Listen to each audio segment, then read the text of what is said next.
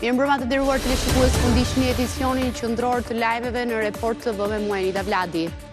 6 policë e 11 protestues përfunduan në spital pas përplasjeve para sallës së seancës plenare. Policia kishte vendosur qindra metra larg perimetrin e sigurisë, duke i garantuar deputetëve hyrjen e qetë në seancë. Protestues të përplasën në efektivët, të cilët u përgjigjen me ujë me presion, spray pipere e gaz lotësjellës, përplasje edhe pas mbylljes së seancës. 23 të shoqëruar.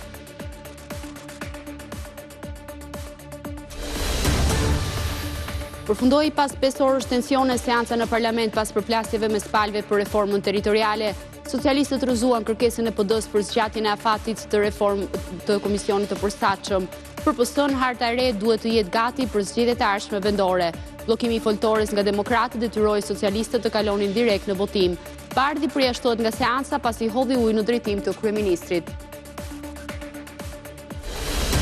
Gjykata e Breshjas dënoi me 100 vite burg në total 15 anëtar të një grupi kriminal të lidhur me organizatën e Suel Çelës në Elbasan, mes të cilëve vëllezërit Gerard e Shkëlqim Pashja. Jetime që anëtarët e grupit nxirrnin nga trafiku ndërkombëtar i kokainës që kishte bazë edhe në Breshqa të Italisë, silleshin me autobus në Elbasan. Nëna 34 vjeçare e cila u dërgua në burgun e Pojskës bashkë me foshnjën e saj, 1 vjeçë, është liruar nga gjykata e Tiranës, e cila rihapi çështjen duke e zhbërë vendimin e formës së prerë. Tashmë nëna do t'i bashkohet edhe 2 fëmijëve të tjerë. Duke nisur që nga pasditja e nesërme, moti pritet të përkeqësohet ndjeshëm, ndërsa në det dallgët pritet të arrijnë deri në 3.5 metra. Kapiteneritë e porteve të Vlorës dhe Sarandës njoftuan ndalimin e lundrimit për mjetet e vogla lundruese, anije turistike dhe atyre të peshkimit, ndërsa tragete do të vijojnë operimi normalisht. Situata pritet të përmirësohet të shtunën në mëngjes.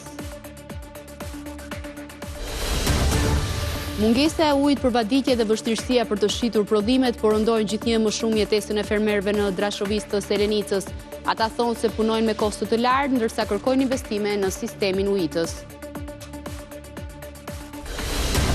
Dërsa lufta mes SBA-ve dhe Iranit vijon pa ndërprerje për 13 ditë, presidenti Trump ka deklaruar sot se po shfrytëton mundësinë e një sulmi edhe më të madh ndaj Teheranit. Në një intervistë për Axios, ai tha se është afër marrjes së një vendimi për një goditje si kurrë më parë. Reagojnë bursat, nafta kalon mbi $100 për fuqi.